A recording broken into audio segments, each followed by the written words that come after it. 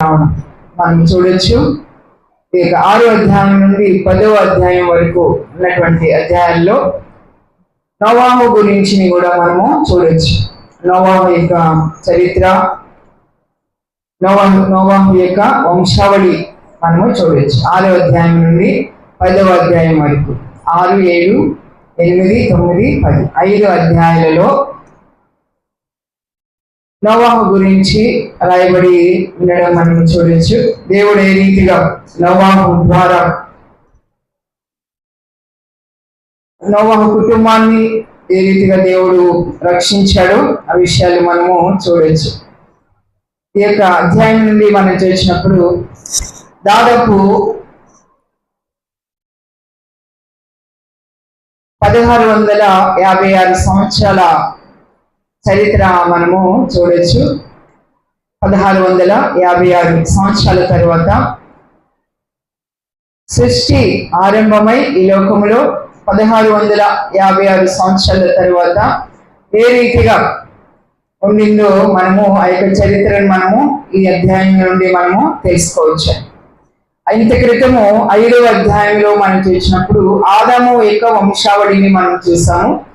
ఆదాము వంశావళిలో ఉన్నటువంటి 10 తరాలు లేదా 10 వంశాల వారి యొక్క పేర్లు మనము చూసాం. ఆదికాండము 5వ అధ్యాయంలో. ఆదికాండం 5వ అధ్యాయంలో కొన్ని ప్రాముఖ్యమైనటువంటి కొంతమంది యొక్క వ్యక్తుల యొక్క చరిత్ర కూడా మనము ధ్యానం చేస్తాం. అందులోనే 5వ అధ్యాయంలోనే 10వ వంశము వాడైనటువంటి నోవాహు గురించి మనము ఈ 6వ అధ్యాయం నుండి 10వ అధ్యాయం వరకు కూడా మనము ధ్యానం చేయొచ్చు అన్నమాట. 5 అధ్యాయాలు ఈ యొక్క నోవాహు గురించి, నోవాహు అదే రీతిగా దేవుని గురించి మనము ధ్యానం చేయొచ్చు. 6వ అధ్యాయములకు వద్దాం మనము. 6వ అధ్యాయములో ఆనాటి సృష్టి తర్వాత ఒక దాదాపు 1000 సంవత్సరాల తర్వాత అప్పుడున్న లోకము ఎలాగా ఉండిందో ఆ విషయాలు మనం 6వ అధ్యాయంలో మనము చూడొచ్చు. అర్థమవుతుంది? ఇక్కడ వినాలి, శ్రద్ధగా వినాలి. మనకి చాలా ఇంట్రెస్టింగ్ గా ఉంటది. ఈ యొక్క ఆదికాండం అంతా కూడా చాలా ఆసక్తిగా ఉంటుంది. ఎవరు కూడా మిస్ కావద్దు. శ్రద్ధగా వినాలి దేవుని యొక్క వాక్యాన్ని. ఎంత శ్రద్ధగా, ఎంత ఆసక్తిగా ఉంటే అంత బాగా అర్థమవుతుంది. దేవుడు మానవుని సృష్టించిన తర్వాత 1000 సంవత్సరాలు అయ్యింది. 1000 సంవత్సరాల తర్వాత అప్పుడున్నటువంటి ఆ లోకము ఎలాగా ఉండిందో, ఎలాగ తయారైందో మనము 6వ అధ్యాయంలో మనము చూడొచ్చు అన్నమాట. 6వ అధ్యాయము మొదటి 4 వచనాల్లో మనము చూడొచ్చు. చదువుకుందాం ఒకసారి. మొదటి వచనం నుండి 4వ వచనం వరకు. నరులు భూమి మీద విస్తరింపనారంభించిన తరువాత కుమార్తెలు వారికి పుట్టినప్పుడు దేవుని కుమారులు నరుల కుమార్తెలు చక్కని వారిని చూచి వారందరిలో తమకు మనసు వచ్చిన స్త్రీలను వివాహము చేసుకునేది. అప్పుడు యెహోవా, నా ఆత్మ నరులతో ఎల్లప్పుడూ వాదించదు. వారు తమ అక్రమ విషయములో నరమాత్రులై ఉన్నారు. అయినను వారి దినములు 120 ఏండ్లగునెను.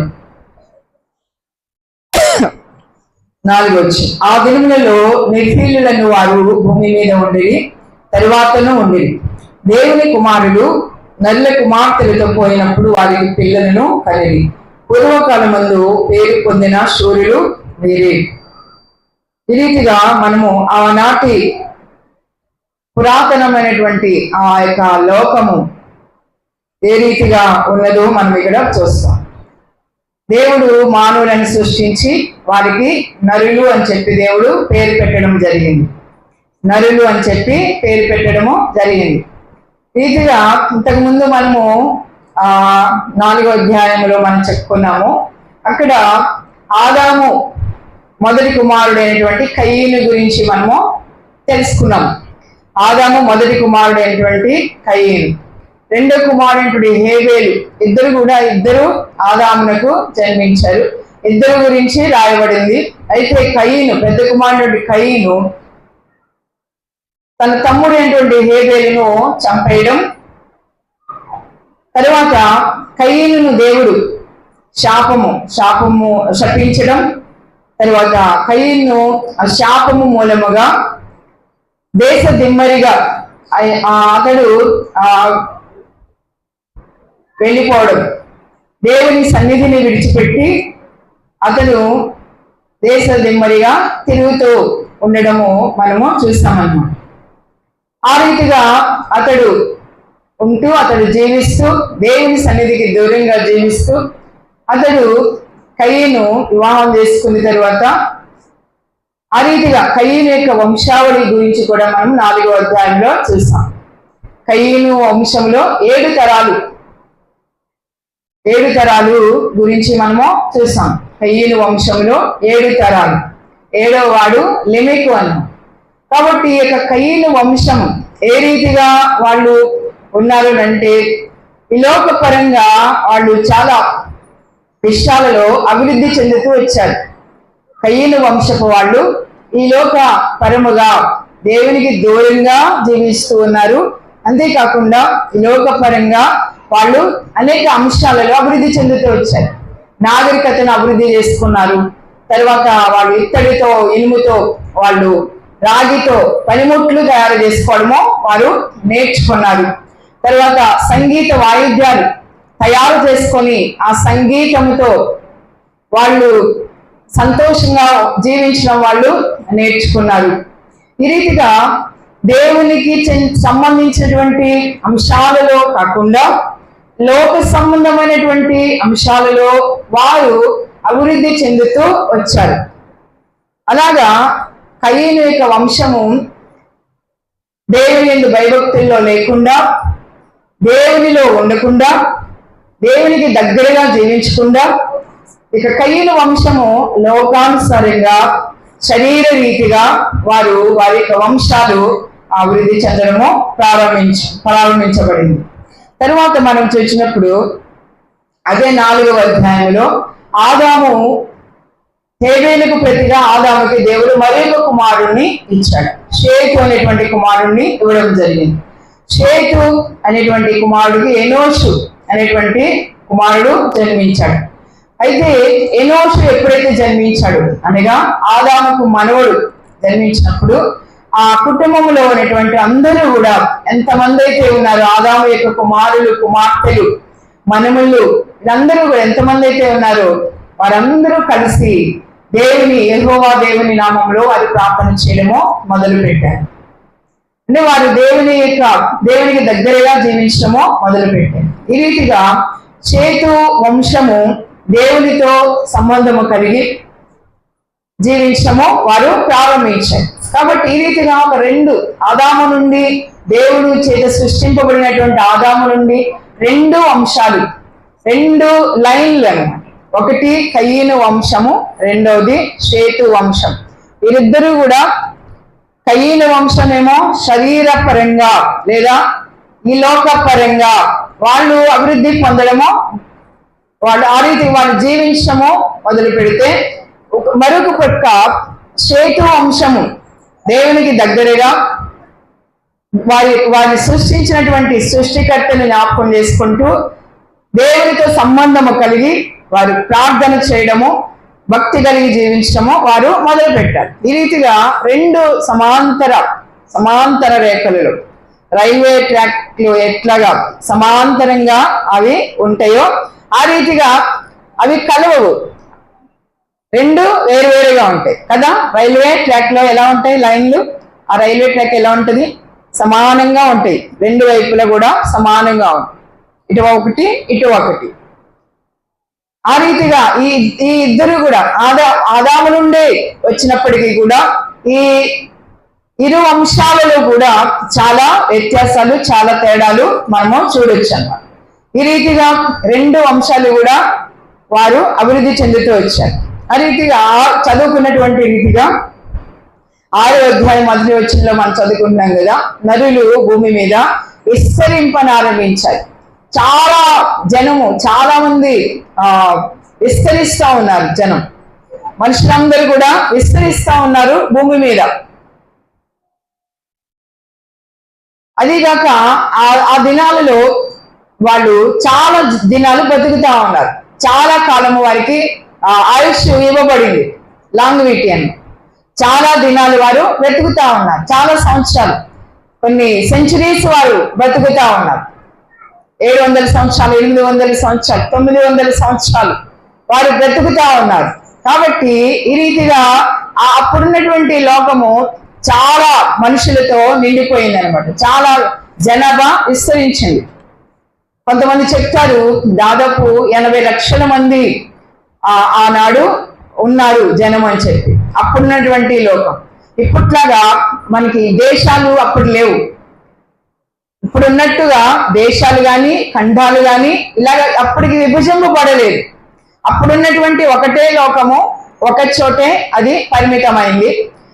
బహుశా ఇప్పుడున్నటువంటి నేడు మనం చూస్తున్నటువంటి ఇరాక్, సిరియా ఆ యొక్క ప్రాంతాలలో విస్తరించి ఉండేది అనమాట అప్పుడున్నటువంటి లోకం. ఎందుకంటే మొట్టమొదటి సృష్టి అక్కడే జరిగింది కాబట్టి వారు అక్కడక్కడే వాళ్ళు నివసిస్తూ వాళ్ళు ఆ రీతిగా జీవిస్తూ ఉన్నారు. ఒక పరిమితమైనటువంటి లోకము అప్పుడుది. ఇప్పుడున్నటువంటి అటువంటిది అలాంటి ఇంత విస్తారమైనటువంటి ఇంత గొప్ప ఇంత పెద్ద ప్రపంచము అప్పుడు కాదనమాట. అప్పుడున్నటువంటి ప్రపంచము ఒక పరిమితమైనటువంటి ప్రపంచం.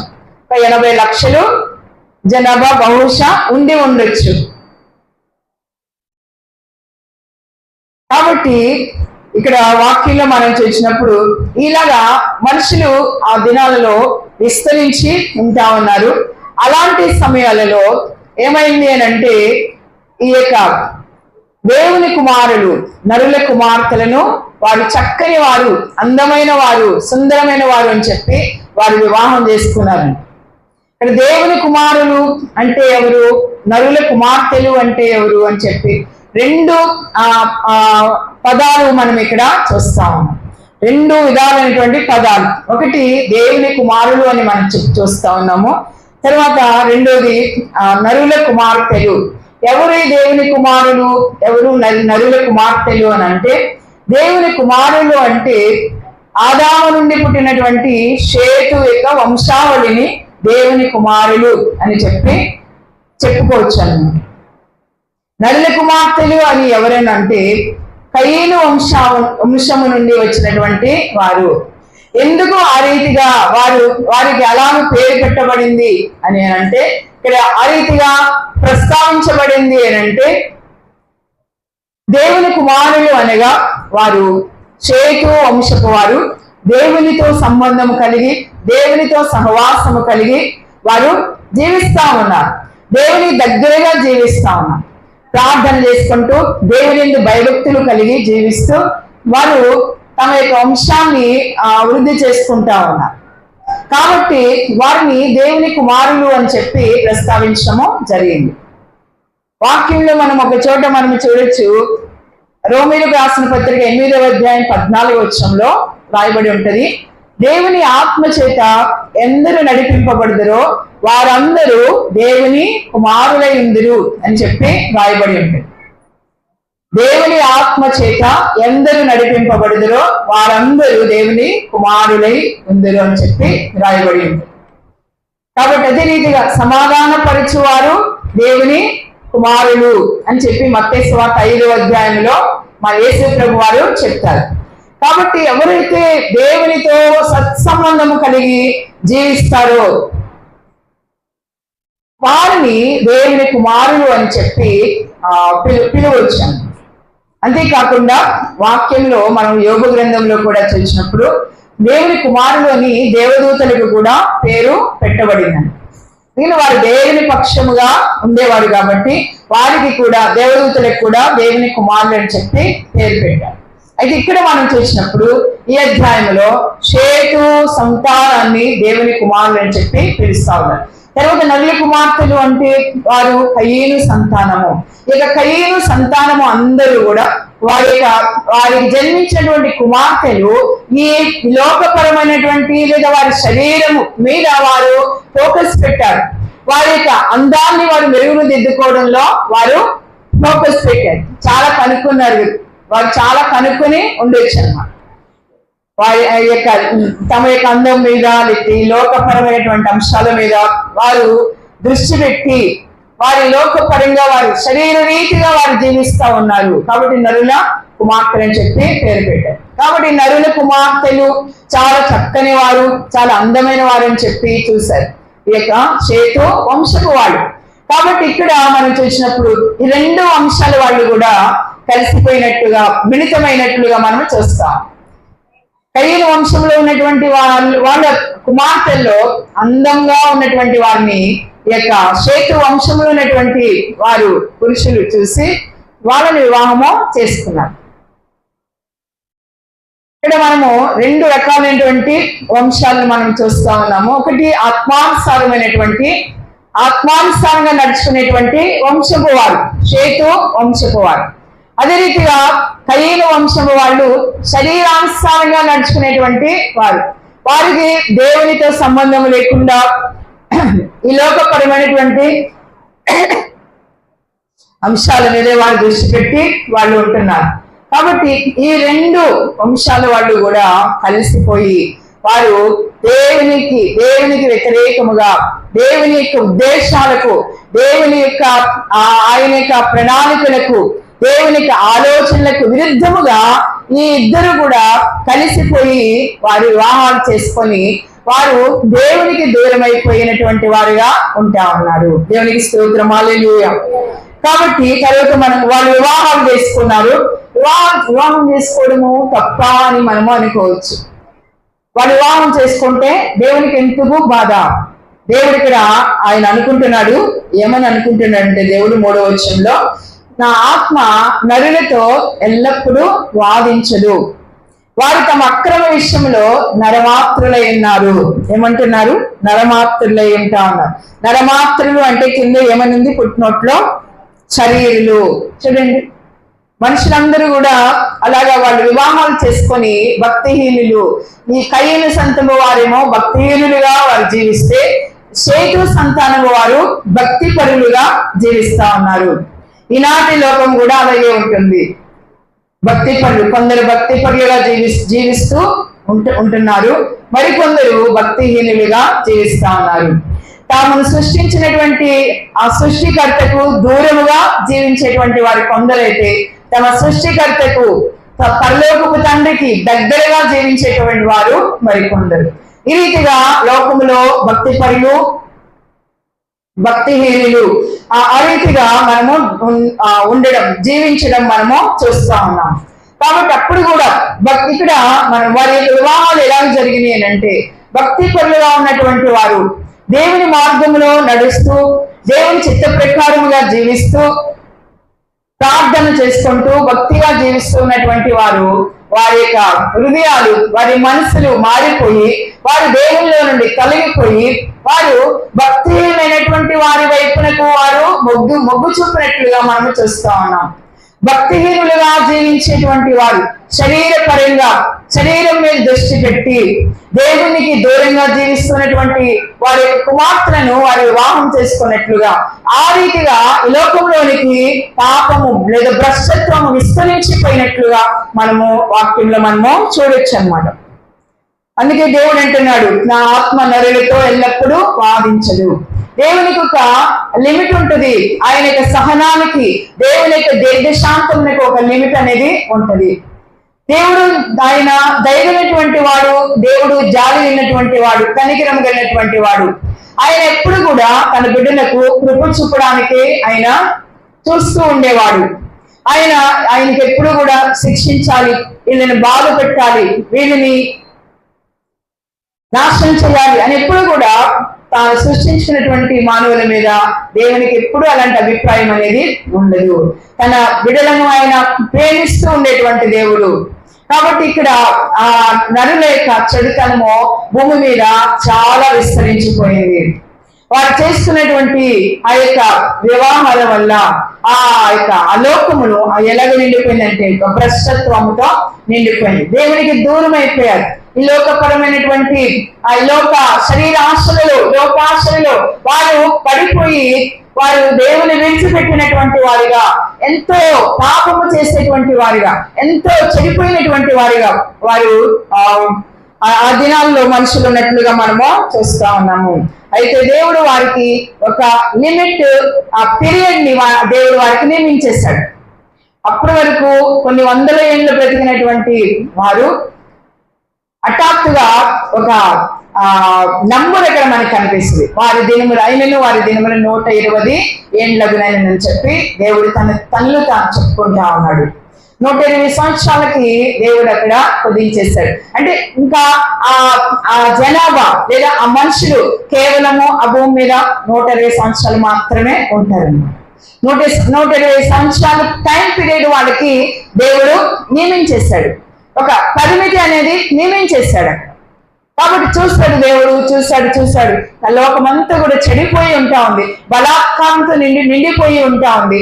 భ్రష్టులు మనుషులందరూ కూడా తమ మార్గాన్ని చెరిపేసుకొని మంచి మార్గంలో నడవకుండా తాము చెడు మార్గంలో నడుస్తూ వారు జీవిస్తారు. ఈ రీతిగా వారు ఎప్పుడైతే దేవుని కుమారులు నల్ల కుమార్తెలు వివాహాలు చేసుకున్నారో వాళ్ళకి అసాధారణమైనటువంటి పిల్లలు వారికి పుట్టారు. వాళ్ళు ఆ దినాలలో శూరులుగా ఎంచబడ్డారు. అంటే కొన్ని అసాధారణమైనటువంటి లక్షణాలు వారికి కలిగినటువంటి పిల్లలకి వచ్చేసి వారిని నెఫీలు అని చెప్పి పిలిచారనమాట.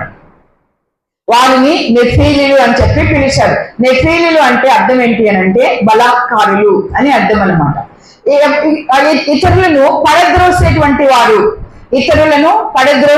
వారు, బలాత్కారం చేసేటువంటి వారు, అంటే దౌర్జన్యం చేసేటువంటి వారు, ఈ రీతిగా చెడ్డ లక్షణాలు కలిగినటువంటి వంశము తయారైంది. ఈ దేవుని కుమారులు నల్ల కుమార్తెలు పెళ్లి చేస్తున్నప్పుడు ఒక చెడ్డ లక్షణాలు కలిగినటువంటి తరాలు, చెడ్డ లక్షణాలు కలిగినటువంటి వంశము వారిలో నుండి బయలుదేరింది. అప్పుడు వారు చాలా చాలా శూరులుగా ఉంటా ఉన్నారు. చాలా ఆనాడు వారు ఎలాంటి వారంటే చాలా బలమైనటువంటి వారిగా, చాలా ఎత్తైనటువంటి వారిగా, అసాధారణమైనటువంటి అబ్నార్మల్ క్యారెక్టర్స్ అనమాట. అలాగే వాళ్ళకి వచ్చేసినాయి, ఆ లక్షణాలు వారికి వచ్చేసినాయి. ఎందుకంటే వాళ్ళలో ఉన్నటువంటి పాపము, వాళ్ళలో ఉన్నటువంటి చెడుతనము, ఉండకూడనటువంటి అనేకమైనటువంటి లక్షణాలు, సాధారణమైనటువంటి మానవులకు ఉండకూడనటువంటి కొన్ని లక్షణాలు ఆ యొక్క వారిరువురు పెళ్లి చేసుకున్న తర్వాత వచ్చినటువంటి వంశంలో ఉన్నటువంటి వారికి వచ్చేసినట్లుగా మనం ఇక్కడ చూస్తాం. అందుకే 4వ వచనంలో ఆ దినములలో నెఫీలు వారి భూమి మీద ఉండిరి అని చెప్పి రాయబడింది. తర్వాత నుండి దేవుని కుమారులు నల్ల కుమార్తెలతో పోయినప్పుడు వారికి పిల్లలను కనిగి పూర్వకాలమందు పేరు పొందిన శూరులు వీరే. శూరులుగా వారు పిలువబడ్డారు. తరువాత దేవుని మానవులు చూసి ఆయన చేతులతో ఆయన స్వరూపంలో చేస్తున్నటువంటి మనుషులను చూసి చాలా చింతించాడు, చాలా పశ్చాత్తాపడ్డాడు. అయ్యో నేను ఎందుకు చేశాను వీళ్ళని, నేను ఎందుకు సృష్టించను వీళ్ళని చెప్పి చాలా బాధపడ్డాడంట వారి యొక్క చెడుతనాన్ని చూసి. అంటే దేవుడు పశ్చాత్తాప పడే అంతగా ఆ యొక్క ఆలోకము చాలా చెడుతనంతో నిండిపోయింది అంటే మనము అర్థం చేసుకోవాలి. ఈనాటి లోకం కూడా అలాగే ఉంటా ఉంది, చాలా భయంకరమైనటువంటి లోకముగా తయారైంది. స్త్రీలు పెళ్లిళ్ళు చేసుకోవడము, పురుషులు పెళ్లిళ్ళు చేసుకోవడము, లేకపోతే చాలా భయంకరంగా మనము ఈ నేటి లోకం మనము చూస్తా ఉన్నాం. లోకము అలాగే ఉంది. అదే కాకుండా అప్పటి లోకము కూడా అలాగే ఉన్నట్లుగా మనము చూస్తాం. కానీ దేవుడు ఏమంటా ఉన్నాడు అని అంటే ఆ యొక్క లోకము గురించి, ఆ మనుషుల గురించి చూడండి. 5వ వచనంలో నరుల చెడుతనము భూమి మీద గొప్పదనియు వారి హృదయము యొక్క తలంపులలోని ఊహ అంతయు ఎల్లప్పుడూ కేవలము చెడ్డదని యెహోవా చూచి తాను భూమి మీద నరులను చేసినందుకు యెహోవా సంతాపము నుండి తన హృదయంలో నొచ్చుకొనెను. చాలా బాధపడ్డాడు. ఆ మనుషులను చూసి, వాళ్ళు చేసేటువంటి చెడు పనులు చూసి, వారి బలాత్కారం చూసి చాలా బాధపడ్డాడు. ఈ యొక్క నా దేవుని కుమారులు నెల్ల కుమార్తెలు పెళ్లి చేస్తున్నప్పుడు వారు పుట్టినటువంటి ఆ నెఫీలు అనేటువంటి వారు చాలా బలాఢ్యులుగా, చాలా శూరులుగా వారు పేరు పొందారు. వారు ఏం చేసేవారంటే అప్పుడున్నటువంటి లోకములో ఉన్నటువంటి ఆ మనుషుల్ని బాధ పెడుతూ ఉండేవారు, వారి మీద దౌర్జన్యం చేస్తూ ఉండేవారు, వారి మీద బలాత్కారం చేస్తూ ఉండేవారు, ఎవరు ఇష్టం వచ్చినట్టుగా వారు జీవిస్తూ ఉండేవారు. అస్సలు జాలి కనికరము ఆ మంచితనము ఏమి కూడా లేకుండా చాలా భయంకరముగా ఆనాటి ఆ ప్రజలు అందరూ కూడా వారు ఉంటున్నట్లుగా, జీవిస్తూ ఉన్నట్లుగా మనము చూస్తా ఉన్నాం. చెప్పాలి అని అంటే మొత్తానికి దాదాపు లోకమంతా కూడా, లోకంలో ఉన్న మనుషులందరూ కూడా అలాగే ఉన్నారు. ఆనాటి జనాభా అంతా కూడా దేవుని దృష్టికి వ్యతిరేకముగా జీవించేటువంటి వారే. అందుకే వారిని గురించి చాలా దేవుడు పశ్చాత్తపడుతూ ఉన్నాడు, సంతాపము నందుతున్నాడు, నొచ్చుకుంటున్నాడంట, హృదయంలో నొచ్చుకుంటున్నాడంట. ఈ యొక్క మానవుల యొక్క ఊహ అంతా కూడా కేవలము చెడ్డది. వారి హృదయము పాపము వారి హృదయాల్లోని ప్రవేశించి వారి హృదయాలలో తిష్ట వేసింది. ఆదాము అవ్వల నుండి వచ్చినటువంటి ఆ యొక్క పాపం ఏదైతే ఉందో, ఆ శాపం ఏదైతే ఉందో, మొత్తం మనుషులందరినీ కూడా ఆనాటి లోకమంతా కూడా నాశనం చేసింది. మొత్తం లోకమంతా కూడా కరెక్ట్ అయిపోయింది. కాబట్టి ఇక్కడ మనము దేవుని యొక్క వాక్యంలో మనం చూసినప్పుడు మొదటి 4 వచనాల్లో మనం చూస్తే ద కరప్షన్ ఆఫ్ హ్యూమానిటీ అంటే మానవులు ఏ రీతిగా వారు చెడిపోయారు, ఏ రీతిగా పాడైపోయారు అనేది మనము మొదటి 4 వచనాల్లో చూస్తాం. తర్వాత మనం 3వ వచనంలో, తర్వాత 5 నుండి 7 వచనాలు చదువుకున్నాం కదా. ఆ వచనాల్లో మనం చూసినట్లయితే దేవుని యొక్క స్పందన ఏ రీతిగా ఉంది, గాడ్స్ రెస్పాన్స్. తర్వాత దేవుని యొక్క ఓర్పు, సహనము, గాడ్స్ పేషెన్స్ మనం చూడొచ్చు. ఎంతగా దేవుడు ఓర్చుకున్నాడు. దాదాపు 1000 సంవత్సరాలు దేవుడు ఆ ప్రజలను భరించాడు. తర్వాత మనం చూస్తే దేవుడి యొక్క పశ్చాత్తాపము, పాపము ఎంత తీవ్రమైనదా, పాపం ఎంత భయంకరమైనదా దేవునికి బాగా, ఆ మనుషుల ద్వారా దేవునికి బాగా తెలిసి దేవుడు సంతాపపడ్డాడు. దేవుడు తన హృదయంలో నొచ్చుకున్నాడు. దేవుడు చాలా బాధపడినట్లుగా మనము చూస్తా ఉన్నాము. అండ్ తర్వాత దేవుడు ఒక నిర్ణయానికి వచ్చాడు. అదేంటంటే మనం చూద్దాము 7వ వచనంలో. అప్పుడు యెహోవా, నేను సృజించిన నరులతో కూడా జంతువులను, పురుగులను, ఆకాశ పక్షాదులను భూమి మీద నుండకుండా తుడిచివేయదును. ఏదైనగా నేను వారిని సృష్టించినందుకు సంతాపమునంది అన్నాను. చూడండి ఎంతగా చివరి ఇంకా లాస్ట్ డెసిషన్ అన్నమాట. దేవుడు ఫైనల్ డెసిషన్ తీసుకున్నాడు. అదేంటంటే ఇంకా నేను ఈ లోకాన్ని నేను సహించనే, ఇంకా ఈ ప్రజలు నేను సహించలేను ఇంకా, కాబట్టి తుడిచివేస్తాను. ఈ లోకంలో నుండి నరులను తుడిచివేస్తాను. తర్వాత జంతువులను, పశు పక్షాదులను, పురుగులన్నింటినీ కూడా నేను తుడిచివేస్తానని చెప్పి ఒక ఫైనల్ డెసిషన్ కి దేవుడు వచ్చినట్లుగా మనము వాక్యంలో చూస్తా ఉన్నాం. లోకం ఎంతగా చెడిపోయి, ఎంత భయంకరంగా జీవిస్తూ, ఒకరినొకరు చంపుకుంటూ, ఒకరినొకరు బలాత్కారం చేసుకుంటూ, దేవుని విడిచిపెట్టి, భయభక్తులు విడిచిపెట్టి, అందరూ కూడా దేవుని కుమారులు అనబడినటువంటి వారు కూడా, ఇంతకు ముందు ప్రార్థన చేసినటువంటి వారు కూడా అందరూ కూడా చెడిపోయినట్లుగా మనము చూస్తాం. మనం చెప్పుకున్నాం కదా ముందు 2 వంశాల గురించి. ఒక వంశము సేతు వంశము, దేవుని మార్గంలో నడుస్తున్నారు అని చెప్పి, మరొక వంశము కయీను వంశము లోకానుసారంగా నడుస్తా ఉన్నారని చెప్పి చెప్పుకున్నాం. అయితే ఎప్పుడైతే వారిరువురు కలిసిపోయి వాళ్ళు వివాహాలు చేసుకున్నారో అప్పటి నుండి కూడా లోకం అంతా కూడా చెడిపోవడము మొదలు పెట్టింది. ఆ రీతిగా భక్తి పరులైనటువంటి వారు కూడా భక్తిహీనులతో అందరూ కలిసిపోయి వారందరూ కూడా ఏకముగా దేవుని దృష్టికి విరోధముగా చెడ్డవారిగా వారు జీవిస్తా ఉన్నారు. అయితే ఆ లోకమంతటిలో కూడా దేవుడు ఒకే ఒక వ్యక్తిని, కుటుంబాన్ని కనుగొన్నాడు. ఆయన పేరు నోవాహు. చాలా ఆశ్చర్యం అనిపిస్తుంది. ఈ వాక్యం చదివినప్పుడు చాలా ఆశ్చర్యం వేసింది. ఇంతమంది జనాభా, ఇంతమంది మనుషులు ఉన్నప్పుడు కేవలం ఒకే ఒక్క వ్యక్తి మాత్రమే దేవుని యొక్క కృప పొందుకున్నాడు. ఒక కుటుంబం మాత్రమే ఆనాటి భయంకరమైనటువంటి జల ప్రళయం నుండి రక్షించబడింది, కాపాడబడింది అని చదివినప్పుడు చాలా ఆశ్చర్యం వేసింది. ఏంటి ఇంతగా భక్తిహీనత, ఇంతగా చెడుతనమో ప్రబలిపోయిందా అని చెప్పి చాలా ఆశ్చర్యం వేసింది నాకైతే. అయితే అందరూ కూడా చెడిపోయారు. కేవలము ఆనాటి జల ప్రళయంలో ఒకే ఒక కుటుంబము, నోవాహు కుటుంబం మాత్రమే బయటకు వచ్చిందన్నమాట, అంటే రక్షింపబడింది. మనం చూద్దాము నోవాహు గురించి. మనం చూద్దాం నోవాహు ఎలాంటి వాడు. దేవుడు నోవాహుని ఎందుకు ఆయన సెపరేట్ చేసుకున్నాడు. ఇంతకుముందు చెప్పాను మీకు, లోకమంతా చెడిపోయినా సరే, లోకమంతా దేవునికి విరోధంగా ఉన్నా సరే, ఎవరో ఒకరిని దేవునికి తన కోసము తను అట్టే పెట్టుకుంటాడు అనమాట. తన కోసము ప్రత్యేకించుకుంటాడు. కుటుంబానైనా, ఒక వ్యక్తినైనా, లేదా కొంతమంది వ్యక్తులనైనా దేవుడు ప్రత్యేకించుకుంటాడు. తన కోసము జాగ్రత్తగా పదిలపరుచుకుంటాడు. తన కోసము తన కొరకు భద్రపరుచుకుంటాడు కొంతమంది వ్యక్తుల్ని. పూర్తిగా అందరూ నాశనం అయిపోడు. దేవుడు ఆయన దృష్టి ఒకళ్ళ మీద ఉంటది, కొంతమంది మీద ఉంటది అనమాట.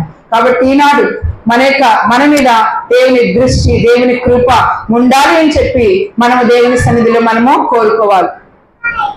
ఆనాటి లోకమంతా కూడా చెడిపోయి నశించిపోతా ఉన్నప్పుడు దేవుడు నోవాహుని చూశాడు. ఆయన క్యారెక్టర్ని చూశాడు. 3 రకాలైన లక్షణాలు చూశాడు దేవుడు నోవాహులో. ఒకటి, నోవాహు నీతిమంతుడుగా ఉన్నాడు అని చెప్పి చూశాడు. తర్వాత రెండోది, నిందాపరుడు, నింద లేనటువంటి వాడు, చాలా చక్కగా దేవుని ఎదుట జీవించేటువంటి వాడుగా దేవుడు నోవాహును కనుక్కున్నాడు. కాబట్టి దేవుని దృష్టిలో నోవాహు కృప పొందిన వాడిగా ఉన్నాడు, కృప పొందుకున్నాడు. తర్వాత దేవునితో కూడా నడిచిన వాడు నోవాహు. ఇంతకు ముందు ఇంకొకరి గురించి చెప్పుకున్నాం. ఎవరు చెప్తారా? దేవునితో కూడా నడిచిన వాడు హానోకు. Very good. హానోకు దేవునితో కూడా నడిచిన వాడు. దేవునితో నడుస్తూ పరలోకానికి ఆరోహణంగా వెళ్ళిపోయాడు. శరీరముతో మరణించలేదు ఆయన. అయితే ఈ నోవాహు ఇతడు దేవునితో కూడా నడిచినటువంటి వాడు.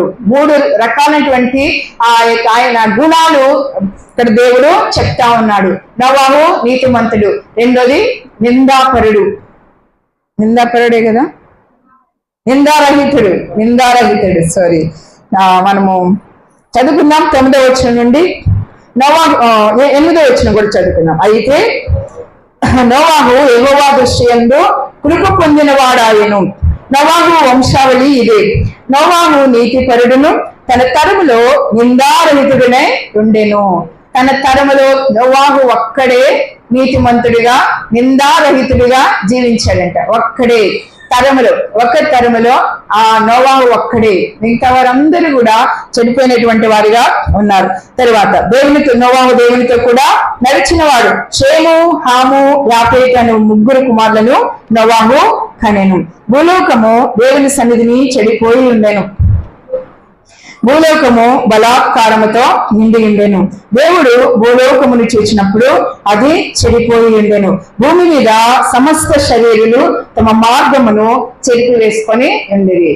చూడండి, ఆనాటి లోకము, ఆనాటి భూమి మీద మనుషులు, నరులు ఏ రీతిగా, వారి యొక్క పరిస్థితి ఏంటి, వారి యొక్క జీవిత విధానం ఏంటి అని మనం చూస్తా ఉన్నాం. అర్థమైంది కదా మీకు? ఆనాటి లోకం ఏ రీతిగా చెడిపోయిందో, బలాత్కారంతో నిండిపోయిందో, తమ మార్గాన్ని చెరిపేసుకొని వారు దేవుని నుండి తొలగిపోయి వారు జీవించారో మనము ఈ యొక్క వాక్యంలో మనము చూసామని. భూలోకం అంతా కూడా బలాత్కారంతో నిండిపోయి ఉన్నప్పుడు దేవుడు ఒకే ఒక వ్యక్తిని కనుక్కున్నాడు. ఆయనే నోవాహు. ఆయనకు 3 కుమారులు. నోవాహుకు 500 సంవత్సరాలు వచ్చింది. 500 సంవత్సరాలు వచ్చినప్పుడు 3 కుమారులు పుట్టారు. ఇంతకుముందు మనం చదువుకున్నటువంటి ఆదాము వంశావళి గ్రంథంలో మనం చూస్తే వాళ్ళ పిల్లలు పుట్టేటప్పుడు వారి యొక్క వయసును కూడా మనము చెప్పుకున్నాం. మనం చేతు ఏమో ఆదామేమో 130 సంవత్సరాలు అనుకుంటా, 130 సంవత్సరాలకి పిల్లలు పుట్టారు. చేతుకి 105 సంవత్సరాలకి పుట్టారు. ఎనోష్కి 90 సంవత్సరాలకి పుట్టారు. ఈ రీతిగా మనం చదువుకుంటూ హానోకు 65 సంవత్సరాలకి పిల్లలు పుట్టడం జరిగింది. తర్వాత మెతూషెలకి 80 సంవత్సరాలు వచ్చినప్పుడు పిల్లలు పుట్టడం జరిగింది. తర్వాత లెమెకుకేమో 182 సంవత్సరాలకి, ఇప్పుడు నోవాహుకి 500 సంవత్సరాలకి 3 కుమారులు పుట్టారు. వారి పేర్లు షేము, హాము, యాపేతు. చెప్పండి. నోవాహు కుమారుల పేర్లు షేము, హాము, యాపేతు. ఈ 3 కుమారులకి జన్మనిచ్చారు. నోవాహు భార్యని గురించి కూడా చెప్పుకోవచ్చు. ఆమె గురించి ప్రస్తావనే లేదు. అయితే నోవాహు గురించి మాత్రం ఇక్కడ రాయబడింది. నోవాహు దేవుని దృష్టిలో కృప పొందిన వాడిగా ఉన్నట్లు మనము చూస్తున్నాము. ఈ యొక్క నోవాహు తనకున్నటువంటి నీతి, తనకున్నటువంటి యథార్థత దేవుడు చూస్తాడు. ఎందుకంటే ఆ తరంలో ఆయన ఒక్కడు మాత్రమే నీతిమంతుడిగా జీవించాడు. నీతి అంటే అర్థం ఏంటి అని అంటే దేవుని ఎదుట మానవునితో సరిగా ఉండడం అని. నీతిగా జీవించడం అంటే అర్థం ఏంటి అని అంటే సాధారణంగా అర్థం ఏంటి నీతి అని అంటే సరిగ్గా ఉండడం. ఎలాగా జీవించాలో కరెక్ట్ గా జీవించడమే నీతి. అయితే దేవుని పరంగా లేదా బైబిల్ పరంగా మనము చూసినప్పుడు నీతి అంటే ఏంటి అంటే దేవుని ఎదుట మనుషులతో కూడా చక్కగా ఇన్ ద రైట్ వే అన్నమాట, రైట్ వేలో జీవించడం. మనుషుల విషయంలో కూడా దేవుని ఎదుట మనుషుల విషయంలో కూడా కరెక్ట్ గా జీవించడము నీతి అన్నమాట. కాబట్టి ఈ యొక్క నోవాహు కూడా ఆ రీతిగా జీవించాడు కాబట్టి కృప పొందుకున్నట్లుగా మనము చూస్తా ఉన్నాము. 8వ వచనం నుండి 10వ వచనం వరకు చదువుకున్నాం కదా మనము. నోవాహు యొక్క నీతి గురించి మనం చదువుకున్నాం. దేవుని యొక్క కృప పొందుకున్నటువంటి నోవాహుని గురించి మనము చూస్తా ఉన్నాము. కాకపోతే 4వ పాయింట్ ఏమిటి అని అంటే 11వ వచనం నుండి 17వ వచనం వరకు మనము జల ప్రళయము ద్వారా ఆనాటి లోకమునకు తీర్పు తీర్చినటువంటి దేవుడు తీర్పు తీర్చడం మనము చూడొచ్చు అన్నమాట. 13వ వచనం నుండి మనము చదువుకుంటే 13వ వచనం నుండి 17వ వచనం వరకు మనం చదివితే దేవుడు ఒక ప్రణాళికను ఏర్పాటు చేశాడు. ఈ యొక్క తనను వెంబడించినటువంటి తన మార్గములో జీవిస్తూ ఉన్నటువంటి నోవాహుని దేవుడు కాపాడాలి అని చెప్పి, నోవాహు కుటుంబాన్ని కాపాడాలి అని చెప్పి దేవుడు అక్కడ ఒక ప్రణాళికను లేదా ఒక సిద్ధపాటును దేవుడు నోవాహుకు చూపించినట్లుగా మనము చూస్తాం. జల ప్రళయం నుండి ఆ కుటుంబాన్ని దేవుడు భద్రపరచడానికి, మళ్ళీ తిరిగి వారి వంశము ద్వారా నోవాహు ద్వారా మరొక వంశము బయటికి రావడానికి, పుట్టడానికి దేవుడు ఒక కుటుంబాన్ని ప్రిజర్వ్ చేస్తా ఉన్నాడు. దేవుడు ఒక కుటుంబాన్ని భద్రపరుస్తా ఉన్నాడు. అందులో భాగంగానే దేవుడు నోవాహుతో చెప్తా ఉన్నాడు ఏమనంటే, నీవు ఒక ఓడ తయారు చేసుకో అని చెప్తా ఉన్నాడు. చదువుతాం మనము 13వ వచనం నుండి 17వ వచనం వరకు. దేవుడు నోవాహుతో, సమస్త శరీరుల మూలముగా భూమి బలాత్కారముతో నిండి ఉన్నది గనుక నా సన్నిధిని వారి అంతము వచ్చి ఉన్నది. ఇదిగో వారిని భూమితో కూడా నాశనం చేయదును. నోవాహుతో దేవుడు మాట్లాడుతూ ఉన్నాడు. ఏమని మాట్లాడుతూ ఉన్నాడు? సమస్త శరీరుల మూలముగా భూమి బలాత్కారముతో నిండిపోయింది, భూమి అంతా కూడా చెడిపోయింది. అయితే నా సన్నిధిని వారి అంతము వచ్చింది.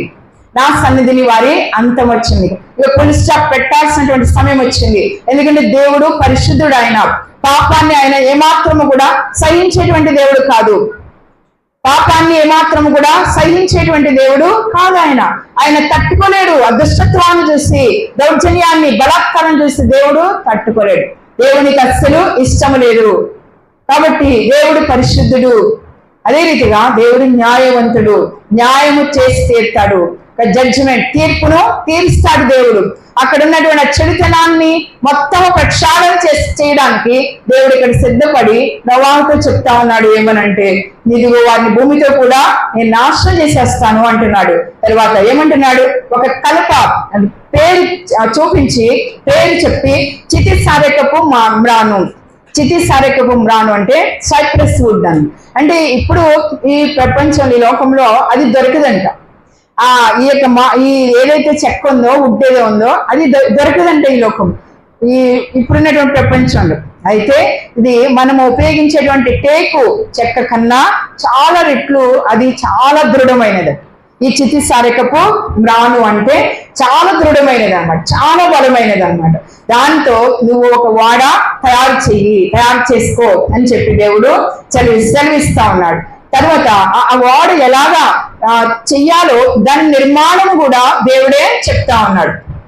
దేవుడు ఎంత శ్రద్ధ తీసుకుంటాడు అంటే అన్ని విషయాల్లో కూడా దేవుడు శ్రద్ధ తీసుకుంటాడు. దేవుడు తాను చాలా విషయాల్లో ఆయనే జోక్యం చేసుకుంటాడు. ఆయన అంతటి జ్ఞాని ఎవ్వరు కూడా లేరు ఈ లోకంలో, ఈ ప్రపంచంలో. ఆయనంతటి గొప్ప జ్ఞాని ఎవ్వరు కూడా ఈ లోకంలో లేరు. ఆయన చెప్తున్నాడు, కొలతలు ఆయన చెప్తున్నాడు. ఆ ఓడ ఎంత పొడవు ఉండాలి, ఎంత వెడల్పు ఉండాలి, ఎంత ఎత్తు ఉండాలి, ఆ ఓడ ఎలాగ తయారు చేయాలి అనేటువంటి విషయాలు. నిద్రపోకూడదు. నిద్రపోతున్నారా హాయిగా? హాయిగా ఫ్యాన్ ఉంది, చల్లగా ఉంది వాతావరణం, నిద్ర వచ్చేస్తుంది. నిద్రపోకూడదు. వాడ నిర్మాణం ఎలా ఉండాలో దేవుడే ఆయన స్వయంగా చెప్తున్నట్లుగా మనము చూస్తాం. ఆ వాడ 3 అంతస్తులు ఉండాలంట. 3 అంతస్తులు ఉండాలి. ఆ 3 అంతస్తులు ఎలాగా కట్టాలి అంటే అరలుగా కట్టాలంట. అరలుగా పెట్టెలుగా ఆ లోపల ఒక ఉండాలి. అంటే ఆ పక్షులకి, తర్వాత ఇంకా పురుగులకి ఇవన్నీ కూడా భద్రపరచాలన్నమాట. అందుకని వాడ 3 అంతస్తులు ఉండాలి, లోపల అరలుగా కట్టాలంట. 300 మూరల పొడుగు ఉండాలి, 300 మూరల పొడుగు ఉండాలంట. తర్వాత 50 మూరల వెడల్పు ఉండాలి, 30 మూరల ఎత్తు ఉండాలి. చాలా పెద్ద వాడ అనమాట, జైంట్ షిప్ అనమాట, చాలా పెద్ద వాడ అనమాట. టైటానిక్ కన్నా చాలా పెద్ద వాడ అనమాట. అలాంటి పెద్ద వాడ తయారు చేసుకోవాలి. ఆ వాడకి బయట లోపల కూడా తారు పూసేయాలి, కీలు పూసేయాలి. అస్సలు ఒక చుక్క కూడా నీళ్లు లోపలికి వెళ్ళడానికి వీలు లేకుండా కీలు పూయమని చెప్పి దేవుడు అక్కడ సెలవిచ్చినట్లుగా మనము చూస్తున్నాము. ఆ వాడికి ఒకే ఒక కిటికీ పెట్టాలి, ఒకే ఒక కిటికీ. అంతమంది ఉంటారు, అన్ని జంతువులు ఉంటాయి, ఎన్ని కిటికీలు అవసరం అవుతాయి. కానీ కాదు, ఒకటే కిటికీ. వాడికి పైనుండి ఒక మూరెడు ఎత్తు అక్కడ ఉన్న ప్లేస్ లో కిటికీ ఏర్పాటు చేయమని చెప్పి దేవుడు సెలవిచ్చాడు. పైన ఒకే ఒక కిటికీ అన్నాడు, ఒకే ఒక తలుపు. ఆ వాడ అంత పెద్ద వాడికి ఒకే ఒక తలుపు పెట్టాలి, ఒకే ఒక కిటికీ, ఒకే ఒక తలుపు ఏర్పాటు చేయమని చెప్పి దేవుడు నోవాహుకి సెలవిచ్చినట్లుగా మనము చూస్తా ఉన్నాం. క్రింది అంతస్తు, రెండవ అంతస్తు, 3వ అంతస్తు, అలాగే 3 అంతస్తులుగా 3 స్టైర్స్ అన్నమాట ఆ వాడ తయారు చేయమని చెప్పి దేవుడు సెలవిచ్చినట్లుగా మనము చూస్తాం. ఇది వాడ యొక్క నిర్మాణము. 13వ వచనం నుండి 17వ వచనం వరకు మనం చూస్తే దేవుడు నోవాహుకి ఆజ్ఞాపించినట్లుగా ఒక మంచి గొప్ప వాడ తన కుటుంబం కొరకు, అంత మాత్రమే కాకుండా కొన్ని జీవుల కొరకు, కొన్ని జంతువుల కొరకు, పక్షుల కొరకు ఆ వాడను నిర్మించుకోమని చెప్పి దేవుడు సెలవిచ్చినట్లుగా మనం చూస్తా ఉన్నాం. దేవునికి స్తోత్రం, హల్లెలూయా. రాబోయేటువంటి భయంకరమైనటువంటి ఆ జల ప్రళయాన్ని తట్టుకోవడానికి వీలుగా ఈ వాడ ఉండాలి. ప్రయాణం చేసేటువంటి వాడ కాదు ఇది. ఎలాంటి వాడ అంటే ఇది సురక్షితముగా, భద్రముగా భద్రపరిచేటువంటి వాడ అనమాట. ప్రయాణం చేయడానికి వీలుగా కట్టబడలేదు ఈ యొక్క వాడ. ఇది కాపాడడానికి, భద్రపరచడానికి వీలుగా కట్టబడినటువంటి వాడగా మనము దీనిని చూస్తా ఉన్నాం. తరువాత నోవాహు గురించి మనం ఆలోచన చేసినప్పుడు కొన్ని 3 లక్షణాలు మనం చెప్పుకున్నాం కదా. నీతిపరుడు, నిందారహితుడు, దేవునితో కూడా నడిచిన వాడు అని చెప్పుకున్నాం. ఇంకొన్ని లక్షణాలు ఉన్నాయి. విధేయత కలిగినటువంటి వాడు, విశ్వాసము కలిగినటువంటి వాడు నోవాహు. అక్కడ ఆ వాడ ఎన్ని సంవత్సరాలు కట్టాడు అనుకుంటున్నారు? దాదాపు 120 సంవత్సరాలు కట్టాడు దేవుడు. దేవుడు మాట పలికాడు. ఈ యొక్క భూమి 120 సంవత్సరాలు మాత్రమే ఉంటుంది అని చెప్పి ఒక టైం పీరియడ్ అక్కడ పెట్టాడు, లిమిట్ అక్కడ పెట్టాడు. అయితే తర్వాత ఆ 120 సంవత్సరాలు కూడా వాడ కట్టడంలో నిమగ్నం అయిపోయాడు నోవాహు, ఆయన కుటుంబం. నోవాహుకి ఆయన భార్య, తర్వాత ఆయన కుమారులు ఉంటా ఉన్నారు, వారికి కోడళ్ళు కూడా ఉంటున్నారు. నోవాహు కోడళ్ళు కూడా ఉంటున్నారు. కుమారులు 3, కోడళ్ళు 3, 6. నోవాహు భార్య 8 మంది మొత్తం. వీరు మాత్రం వాడ కట్టడంలో నిమగ్నమై ఉంటారు. 120 సంవత్సరాలు వాడ కట్టారు. కేవలం వాడ కట్టడం మాత్రమే కాదు, కానీ నీతిని ప్రకటించాడు నోవాహు. నీతిని ప్రకటించినట్టు ఆనాటి లోకానికి, ఆనాటి భయంకరమైనటువంటి దుష్టత్వముతో నిండిపోయినటువంటి చెడిపోయినటువంటి ఆ లోకములో మనుషులకు దేవుని గురించినటువంటి నీతి వారికి ప్రకటించాడు. ఇదిగో జలప్రళయం రాబోతా ఉంది, దేవుడు నిన్ను వాడకట్టమని చెప్పి నాకు సెలవిచ్చాడు, ఆజ్ఞాపించాడు. నేను వాడకడుతున్నాను, మీరందరూ కూడా మీ యొక్క ఆ పాపాలు విడిచిపెట్టండి, మీ చెడుతను విడిచిపెట్టండి, మనకి వాడ తయారు చేయమని దేవుడు చెప్పాడు. జలప్రళయం రాబోతా ఉంది. ఆ జలప్రళయంలో మనల్ని దేవుడు కాపాడడానికి ఈ వాడని నేను కడుతా ఉన్నాను అని చెప్పి ఇంకా దేవుని గురించినటువంటి సువార్తను అక్కడ ఆనాటి లోకానికి నోవాహు ప్రకటించాడు అని చెప్పి దేవుని యొక్క వాక్యంలో మనము చూస్తా ఉన్నాము. చదువుకుందాము, ఒక వాక్యం చదువుకుందాము, కొన్ని వాక్యాలు చదువుకుందాం. హెబ్రీయులకు రాసిన పత్రిక 11వ అధ్యాయము 11:7. హెబ్రీయులకు రాసిన పత్రిక 11:7. చదవండి గట్టిగా. విశ్వాసమును బట్టి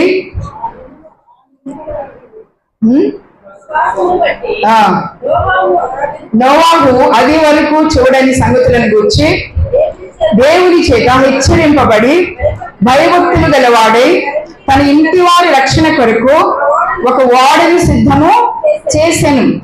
అందువలన అతడు లోకము మీద నేర స్థాపన చేసి విశ్వాసమును బట్టి కలుగు నీతికి వారసుడాయను. చాలు. నోవాహు గురించి హెబ్రీ గ్రంథకర్త పౌలు భక్తుడు ఏమని రాస్తూ ఉన్నాడు అని అంటే, విశ్వాసమును బట్టి నోవాహు ఆ యొక్క వాడను కట్టాడు, అది వరకు చూడని సంగతులను గురించి దేవుని చేత హెచ్చరింపబడ్డాడు. అంటే అర్థం ఏంటంటే, ఇక్కడ అప్పటి వరకు కూడా ఆ సంవత్సరాలలో వర్షం అనేది దేవుడు ఇవ్వలేదు, పంపించలేదు.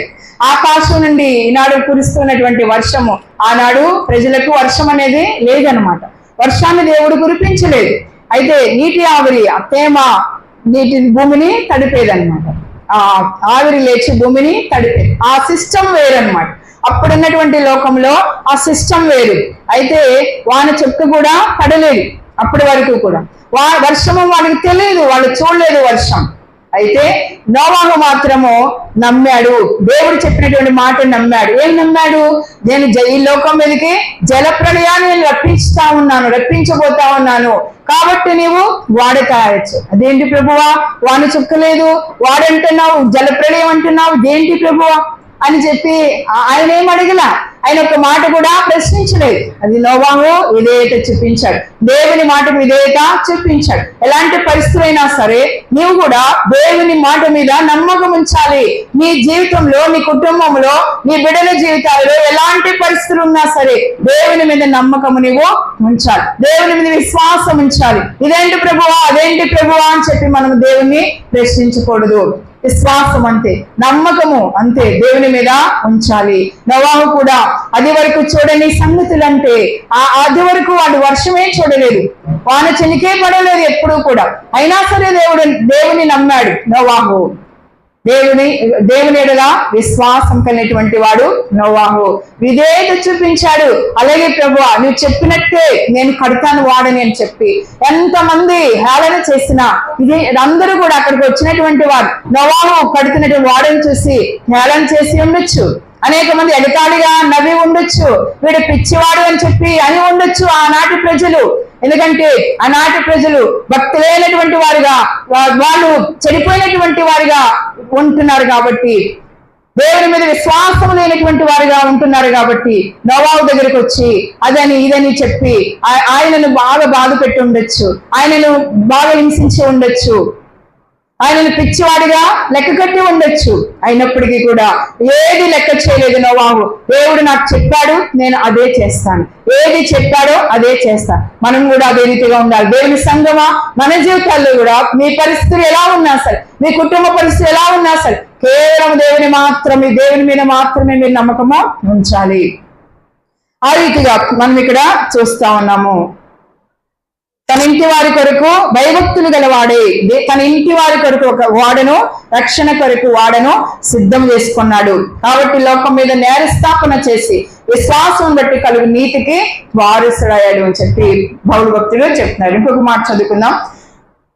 పేతురు రాసిన మొదటి పత్రిక 3వ అధ్యాయము 19-20 వచనాలు. పేతురు రాసిన త్వరగా తీయడం నేర్చుకోవాలి. చక్కగా వాక్యాన్ని చక్కగా ఫాలో అవ్వాలి. మంచిగా బాగా చదవడం నేర్చుకోవాలి. నెక్స్ట్ ఉంటుంది పేతురు రాసిన మొదటి పత్రిక 3వ అధ్యాయము 19-20 వచనాలు. దేవుని దీర్ఘశాంతము ఇంకా కనిపెట్టుచుండినప్పుడు పూర్వము నోవాహు దినములలో వాడు సిద్ధపరచబడుచుండగా అవిధేయులైన వారి యొద్దకు, అనగా చెరలో ఉన్న ఆత్మల యొద్దకు ఆయన ఆత్మరూపిగానే వెళ్ళి వారికి ప్రకటించను. ఆ వాడలో కొందరు, అనగా 8 మంది నీటి ద్వారా రక్షణ పొందిరి. ఇక్కడ ఏమని రాయబడింది? పేతురు, యేసు ప్రభు వారి యొక్క శిష్యుడైనటువంటి పేతురు ఏమని చెప్తా ఉన్నాడు అంటే, దేవుని దీర్ఘశాంతము. ఆనాటి లోకమును చాలా దేవుడు దీర్ఘశాంతం వహించాడు. మెతుషెలా అంటే అర్థము ఇంతకుముందు చెప్పాను. మెతుషెలా అంటే అతడు చనిపోయిన తర్వాత జలప్రళయం వస్తుంది అని చెప్పి అర్థం అన్నమాట. పేరు పెట్టాడు. అంటే ఆనాడు దేవుడు వారికి ప్రత్యక్షపరిచాడు. జలప్రళయం రాబోతుంది అనేటువంటి విషయము కొంతమంది వ్యక్తులకు ఆనాడు తెలుసు అన్నమాట. కాబట్టి మెతుషెలా 969 సంవత్సరాలు బ్రతికాడు. అతడు ఎప్పుడైతే చనిపోయాడో ఆ నెక్స్ట్ డే అక్కడ జలప్రళయము వచ్చేసింది. కాబట్టి ఆనాడు ఉన్నటువంటి లోకంలో ఉన్నటువంటి వారికి తెలుసు, జలప్రళయం గురించి తెలుసు. అది దేవుడు దీర్ఘశాంతము. ఆ మెతుషెలా బ్రతికినటువంటి ఆ సంవత్సరాల్లో దేవుడు ఎంతో దీర్ఘశాంతము వహించాడు. మారుతారు, ఇంకా మారుతారు అని చెప్పి దేవుడు చూశాడు. కానీ వారు ఏమాత్రం కూడా మానలేదు. అయితే ఆ సమయంలో అవిధేయులైనటువంటి వారి యొక్క కంట అక్కడ దేవుడు సువార్త ప్రకటించినట్లుగా మనము చూస్తాం. దేవుని దీర్ఘశాంతం ఇంకా కనిపెట్టుచూ ఉండినప్పుడు పూర్వము నోవాహు దినములలో వాడ పక్కన వాడ సిద్ధపరచబడతా ఉంది. వాడని కడుతా ఉన్నారు. అయితే అవిధేయులైన వారి యొద్దకు క్రీస్తు ప్రభు వారు ఆత్మస్వరూపిగా నోవాహు ద్వారా దేవుడు అక్కడ సువార్తను ప్రకటించినట్లుగా మనము చూస్తాం. యేసుక్రీస్తు ప్రభు వారే స్వయంగా నోవాహు ద్వారా అక్కడ సువార్తను ప్రకటించారు. దేవుని గురించినటువంటి సువార్తను ప్రకటించారని చెప్పి పేతురు భక్తుడు ఇక్కడ చెప్తున్నట్లుగా మనము చూస్తా ఉన్నాము. ఆత్మరూపిగా అక్కడ సువార్త ప్రకటించబడింది. మారండి, మీరు మారు మనసు పొందండి, మీ చెడు మార్గాలు విడిచిపెట్టండి అని చెప్పి అక్కడ బోధించబడింది. ఊరికనే వదిలిపెట్టలేదు. ఊరికనే అకస్మాత్తుగా అక్కడ జలప్రళయం రాలేదు. 120 సంవత్సరాలు దేవుడు ఓర్చుకున్నాడు, దీర్ఘశాంతము వహించాడు. తర్వాత ఇంకొక మాట చూద్దాము. పేతురు రాసిన 2వ పత్రిక 2వ అధ్యాయము 5వ వచనం. 2వ అధ్యాయము 5వ వచనంలో, మరియు ఆయన పూర్వకాలమందున్న లోకమును విడిచిపెట్టక భక్తిహీనుల సమూహము మీదకి జలప్రళయం రప్పించినప్పుడు నీతిని ప్రకటించిన నోవాహును మరి 7 కాపాడను. చూడండి, అప్పుడున్నటువంటి లోకము, పూర్వకాలం ముందున్న లోకము దేవుడు విడిచిపెట్టలేదు. పాపముతో పూర్తిగా నిండిపోయినటువంటి ఆ లోకాన్ని దేవుడు విడిచిపెట్టలేదు.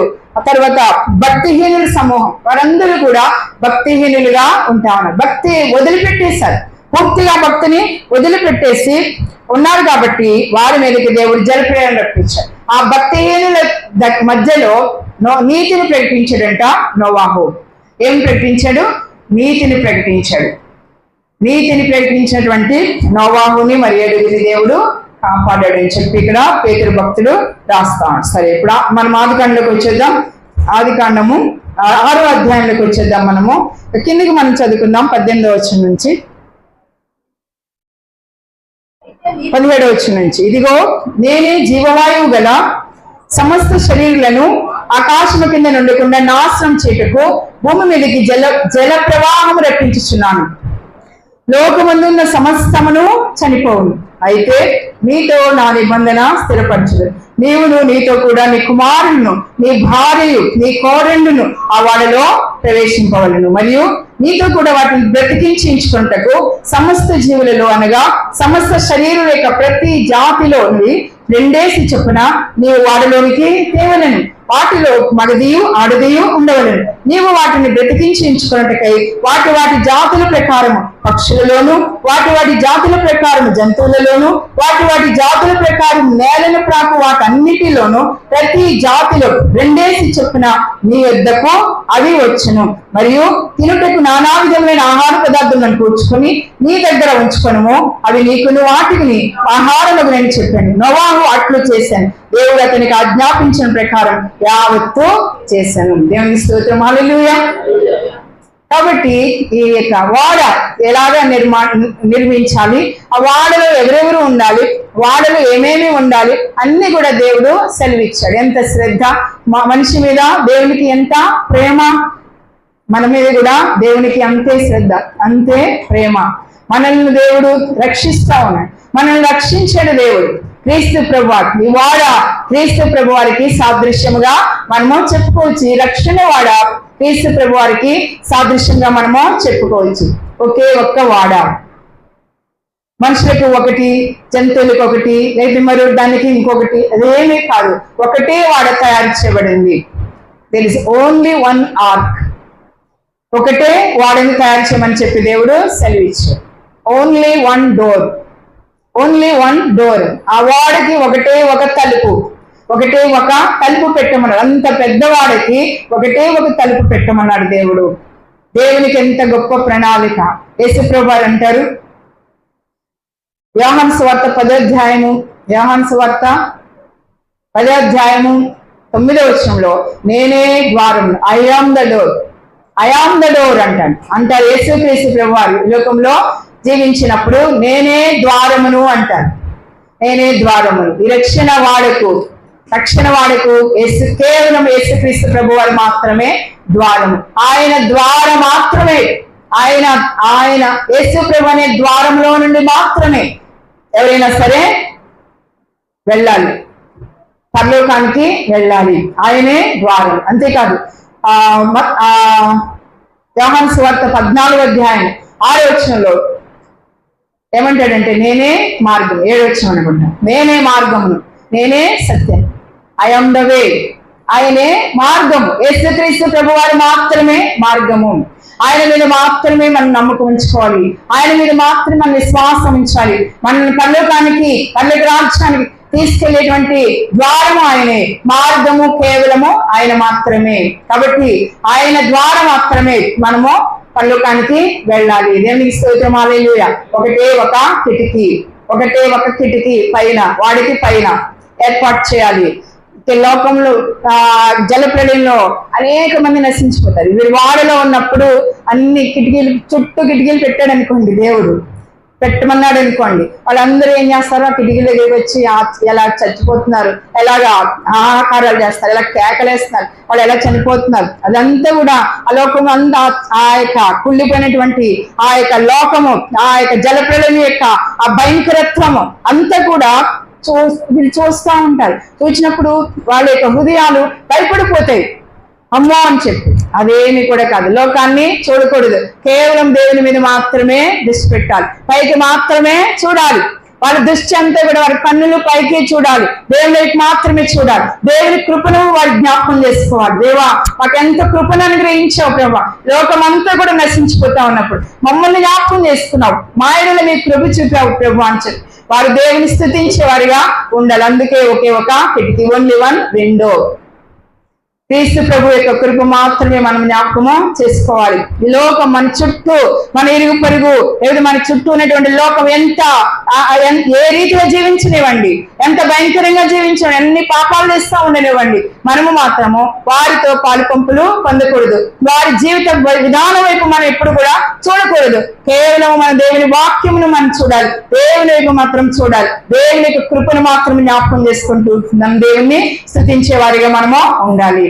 ఆ వాడలోనికి జంతువులు, పక్షులు, పురుగులు ఇవన్నీ కూడా ఆ వాడలోనికి తెచ్చుకొని వారు భద్రపరచాలి. 2 మేల్ అండ్ ఫీమేల్ అన్నమాట, ఆడ మగ. తర్వాత వాళ్ళు అవన్నీ కూడా అభివృద్ధి పొందాలి, బయటకు వచ్చిన తర్వాత అభివృద్ధి పొందాలి. కాబట్టి దేవుని యొక్క ప్రణాళిక ఎంత చక్కగా ఉండదు. అలాగా 2 జతలు చొప్పున ఆ వాడలోనికి రావాలి. కొన్ని అయితే నోవా దగ్గరికి అవే వచ్చేసినాయి, వాళ్ళలోనికి అవే వచ్చేసినాయి, నడుచుకుంటా వచ్చేసినాయి. జంతువులకి తెలిసిపోతుంది ఆ యొక్క ప్రళయం రాబోతుంది అని చెప్పి, వాటికి కూడా తెలిసిపోద్ది. కాబట్టి అవన్నీ కూడా ఈ నోవాహు దగ్గరికి త్వరగా వచ్చేసి వాళ్ళకి వచ్చేసినాయి. వాళ్ళలో భద్రపరుచుకున్నాడు నోవాహు భార్య, నోవాహు 3 కుమారులు, నోవాహు 3 కోడళ్ళు, 8 మంది వాడలోనికి వారు ప్రవేశించారు. తర్వాత ప్రవేశించమని చెప్పి దేవుడు చెప్పాడు, ఇంకా కాదు. ఈ అధ్యాయంలో ఆ యొక్క నిర్మాణము చూస్తా ఉన్నాం. తర్వాత దేవుడు ఇవన్నీ చేయమని చెప్పాడు అనమాట. తర్వాత ఆహార పదార్థాలు కూడా, మీకు కావాల్సినన్ని ఆహార పదార్థాలు కూడా మీరు సమకూర్చి వాడిలో మీరు సిద్ధం చేసుకోండి అని చెప్పి దేవుడు చెప్పాడు. దేవుడు ఏ రీతిగా అన్ని విషయాలు చెప్పాడో అవన్నీ కూడా అలా ఎగ్జాక్ట్ గా దేవుడు అట్లాగా చేశాడంట. దేవుడు ఏదైతే ఆజ్ఞాపించాడో నోవాహు అదే చేశాడు. అలాగా దేవుని యొక్క ఆజ్ఞకు లోబడిన వాడిగా నోవాహు ఉన్నాడు. ఈ రీతిగా 6వ అధ్యాయము మనకి ఇన్ని విషయాలు తెలియజేస్తా ఉంది. అర్థమైంది అనుకుంటున్నాను. మీకు ఎంతమందికి అర్థమైంది? ఒకసారి చేతుల పైకి దేవునికి స్తోత్రం చేద్దామా? హల్లెలూయా. అర్థమైందా అందరికి? బాగా అర్థం చేసుకోవాలి, ఆసక్తిగా వినాలి ఏం చెప్తున్నారు, అది మన హృదయంలో భద్రం చేసుకోవాలి. దేవుణ్ణి మనం ఆశ్రయించాలి, దేవుణ్ణి ప్రేమించే వారికి ఉండాలి. వాక్యం ఎంత నేర్చుకుంటే మనకి అంత మంచిది అన్నమాట, మన జీవితాలకు అంతా మంచిది. కాబట్టి ఈ 6వ అధ్యాయంలో మీకు చాలా విషయాలు చెప్పడం జరిగింది. ఆనాటి మనుషులు ఏ రీతిగా చెడిపోయారు, ఆనాటి భూలోకం అంతా కూడా ఏ రీతిగా చెడిపోయింది, అంత చెడిపోయినటువంటి భూలోకంలో నుండి కూడా దేవుడు ఒకే ఒక వ్యక్తిని, ఒక కుటుంబాన్ని దేవుడు ఏ రీతిగా భద్రపరుస్తూ ఉన్నాడు మనము చూస్తా ఉన్నాం. దేవుని యొక్క కృప, దేవుని యొక్క దీర్ఘ శాంతాన్ని మనం చూస్తున్నాం. నోవాహు నీతిని మనము చూడొచ్చు. నోవాహు నీతిమంతుడిగా ఉండడం, తర్వాత దేవుని యొక్క తీర్పు త్వరలో రాబోతా ఉంది. కాబట్టి 7వ అధ్యాయము, 8వ అధ్యాయం, 9వ అధ్యాయం ఇవన్నీ కూడా మనము ధ్యానం చేసుకోవచ్చు. ఇంకా చాలా టైము మనకి పడుతుంది. కాబట్టి ఇవన్నీ కూడా మీరు జాగ్రత్తగా మీకు హృదయాల్లో భద్రపరచుకొని మీరు వాక్యాన్ని ధ్యానం చేస్తూ దేవుని ఆశ్రయిస్తూ ముందుకు సాగిపోవలసిందిగా మిమ్మల్ని అందరినీ కూడా కోరుకుంటా ఉన్నాను. దేవునికి స్తోత్రం. హల్లెలూయా. యేసుక్రీస్తు ప్రభు వారే ఈ యొక్క వాడ. కాబట్టి ఈ యొక్క మనమందరము కూడా ఈ రక్షణ వాడలోనికి మనము ప్రవేశించి ఉన్నాము. ఇంకా ఎవరైనా వారి మనసు లేకుండా, భక్తి లేకుండా, దేవుని మీద విశ్వాసం లేకుండా నిర్లక్ష్యంగా ఉన్నారా, రక్షణ లేకుండా ఉన్నారా? ఇదిగో యేసుక్రీస్తు ప్రభు అనే వాడ సిద్ధపరచబడుతా ఉంది. యేసు ప్రభు వారి యొక్క 2వ రాకడ వరకు కూడా మనకి దేవుడు సమయం ఇచ్చాడు. ఆయన ఎప్పుడు యేసయ్య ఈ లోకంలో 2వ రాకడ ఎప్పుడు ఆయన వస్తాడో మనకు తెలియదు. కాబట్టి ఈ యొక్క యేసు ప్రభు అనే రక్షణ వాడులోనికి మనం అందరం కూడా వచ్చేసి మనం సురక్షితంగా మనం భద్రపరచబడినట్లయితే పరలోక రాజ్యంలో మనము క్రీస్తుతో పాటు మనము అనేక యుగాలు మనము ఆయనతో పాటు మనము ఉంటాము, సంతోషంగా మనము జీవిస్తాము. దేవుడి వాక్యాన్ని దీవించును గాక. ఆమేన్. చిన్న ప్రార్థన చేసుకున్నందుకు తల వంచండి. పరిశుద్ధుడా, ప్రేమగల తండ్రి, దయగల దేవా, పరిశుద్ధమైన నామానికి వందనాలు. ఇంతవరకు ఆదికాండం 6వ అధ్యాయంలో ఉన్నటువంటి అనేకమైన విషయాలు, మీ యొక్క ప్రేమ, మీ యొక్క కృప, తండ్రి నాయన ప్రభువా మనుషుల యొక్క చెడుతనము, పాపము ప్రభువా ఏ రీతిగా తండ్రి నాయన నీవు ప్రభువా తండ్రి నోవాహు కుటుంబాన్ని ఏ రీతిగా భద్రపరుస్తా ఉన్నావు ప్రభువా, అన్నీ కూడా తండ్రి మేము నేర్చుకుని మేము ధ్యానం చేస్తున్నాం ప్రభువా తండ్రి నాయన స్తోత్రాలు. ఇంకా ఎవరైనా రక్షణ లేకుండా, మారు మనసు లేకుండా నిర్లక్ష్యం చేస్తా ఉన్నారు వారు ప్రభువా తండ్రి నాయన క్రీస్తు ప్రభు అనేటువంటి వారిలోనికి వారు వచ్చి రక్షణ పొందుటకు ప్రభువా, సురక్షితముగా కాపాడబడుటకు తండ్రి నీ నిత్య రాజ్యములో ప్రభువా వారు నాయన వారసులవుటకు సహాయం చేయమని ప్రభు వారి వాక్యాన్ని మాకు ఇచ్చినందుకు నీకు మనస్ఫూర్తిగా వందనాలు, కృతజ్ఞతాస్తులు చెల్లించుకుంటూ మా ప్రభువు రక్షకుని ప్రియకుమారుడైన యేసుక్రీస్తు ప్రభు వారి అతి శ్రేష్టమైన నామములో ప్రార్థన చేసి వేడుకొంచు నామ పరమ తండ్రి, ఆమేన్. Praise the lord, hallelujah.